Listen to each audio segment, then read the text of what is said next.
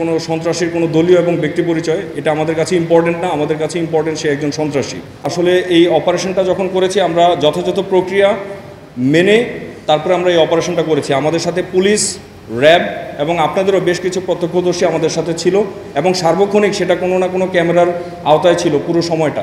So এরকম কোনো ঘটনা ঘটেছে বলে আমরা মনে করি না এবং এটা অবশ্যই উদ্দেশ্যপ্রণোদিতভাবে এবং বানোয়াটভাবে ছড়ানো হচ্ছে সামাজিক যোগাযোগ মাধ্যমে। আমি আমার বক্তব্যেও বলেছি যে তাদেরকেও আমরা চিহ্নিত করে অতি দ্রুত আইনের আওতায় নিয়ে আসবো ইনশাল্লাহ।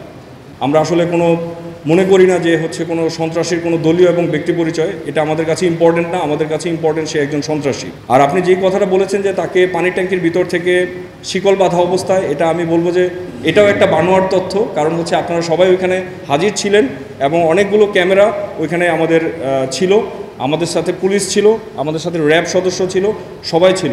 সো এরকম কোনো ঘটনা ঘটেনি এবং তাদের পরিবারের সদস্যরাও ছিল।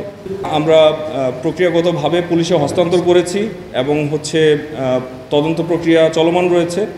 তদন্তের সুবিধার্থে আমরা অনেক কিছুই আপনাদের সাথে শেয়ার করছি না। অবশ্যই তদন্ত প্রক্রিয়া শেষে আপনারা বাকি বিষয়গুলোও জানতে পারবেন। আসলে এরকম কোনো বিষয়ে আমরা শুরুতেই বলেছি যে তদন্তের সুবিধার্থে আমরা বলতে চাচ্ছি না, বাট তারপরেও যে কোনো অস্ত্র রাখা এবং এই ধরনের বিষয়গুলো রাখা নিশ্চয়ই কোনো উদ্দেশ্য তার মধ্যে থাকতেই পারে, এটা এড়িয়ে যাওয়ার কোনো বিষয় না। তবে সে ব্যাপারেই আমাদের তদন্ত প্রক্রিয়া চলমান। ইনশাল্লাহ তদন্ত শেষে আমরা এই বিষয়গুলো পরিষ্কার করতে সক্ষম হব। তার গত 20 বছরের অপরাধ চিত্র আপনারা খতিয়ে দেখবেন। যদি খতিয়ে দেখেন তাহলে আপনারা নিজেরাই এই প্রশ্নের উত্তর নিজেরাই খুঁজে বের করতে পারবেন।